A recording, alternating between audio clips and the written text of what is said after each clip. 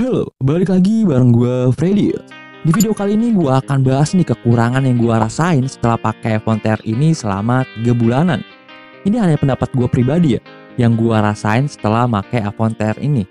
Simak videonya, let's play a video. Yang pertama, gue beli iPhone XR ini dalam keadaan second. Mungkin nggak bisa disamaratain ya dengan iPhone XR yang lainnya, karena kondisi second itu berbeda-beda nih. Tapi di video kali ini gue akan bahas nih dalam garis besarnya saja.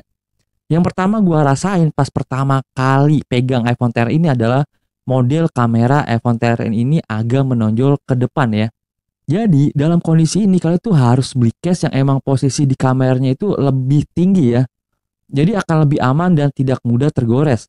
Karena dalam kasus ini juga bisa mengurangi harga jualnya nanti. Beberapa iPhone XR dengan kondisi di kameranya banyak yang lecet membuat customer itu kurang tertarik ya, walaupun harganya udah gue bedain atau gue turunin dan lebih murah. Kalau untuk bobotnya sendiri tuh agak lumayan berat ya, dan agak berasa pegel juga nih pas gue mainin dengan satu tangan, dan ngetik pakai tangan satu juga berasa susah karena layarnya yang lebar. Jadi jari kita tuh nggak leluasa nih buat ngetik di keyboard iPhone XR ini. Biasanya pas gue lagi di motor dan bales pesan. Yang kedua, lu harus ganti nih aksesorisnya dengan yang udah fast charging. Gua saranin yang Type-C ke Lightning ya. Karena dalam kasus ini biasanya yang beli second, rata-rata chargernya itu udah nggak ori. Jadi pas ngecas itu berasa lama. Pas gua ganti ke charger yang udah fast charging, perbedaannya itu berasa banget. Lebih cepat penuh karena emang iPhone XR ini tuh udah support dengan fast charging. Yang ketiga, kamera di iPhone XR ini. Untuk hasilnya sih gue ngerasa tidak terlalu kecewa sih, tapi ada beberapa kekurangan dari kamera iPhone XR ini. Saat rekam video dalam kondisi bergerak nih, hasilnya agak kurang stabil, jadi agak kurang smooth untuk hasilnya. Dalam kondisi low light, noise-nya agak lumayan banyak ya, untuk hasil maksimalnya emang harus dalam kondisi pencahayaan yang bagus. Yang terakhir itu dari fitur zoom in dan zoom out-nya, karena fitur ini tuh mungkin tidak ada di single kamera ya. Jadi untuk gue yang suka ngerekam video itu kurang nyaman aja ya pas mau rekam video. Untuk zoom in atau zoom outnya kita harus manual nih, gerak ke depan atau ke belakang sendiri gitu. Selanjutnya kita bahas di baterai di iPhone XR ini. Dibilang awet ya enggak awet banget, dibilang boros ya enggak boros banget. Standar sih menurut gue.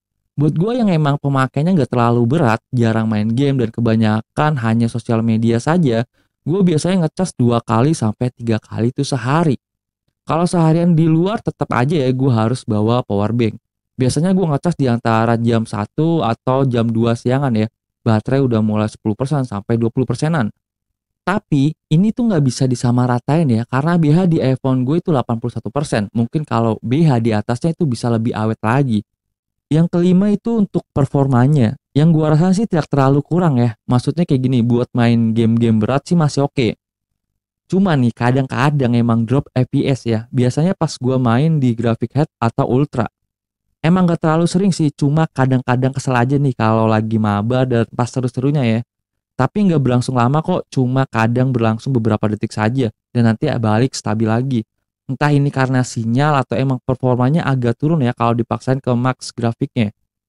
Dan kadang-kadang nih saat gue buka tab yang banyak agak berasa lemot ya. Tapi gue tuh agak kurang paham juga nih. Mungkin karena memori di iPhone gue udah agak penuh.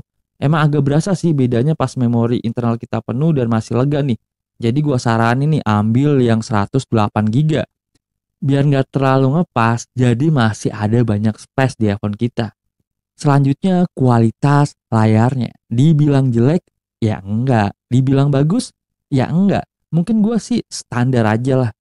Agak berasa beda pas gue dulu tuh pegang iPhone XS Max yang sudah OLED ya. Layar di iPhone XR ini tuh masih IPS LCD. Jadi agak kurang tajam aja. Nah, mungkin itu dulu nih video dari gue. Mungkin baru itu aja yang gue rasain di iPhone XR ini. Kalau ada tambahan nanti saya akan tambahkan di deskripsi. Kalau ada kekurangannya, gue minta maaf ya. Ini hanya opini gue pribadi. Assalamualaikum warahmatullahi wabarakatuh.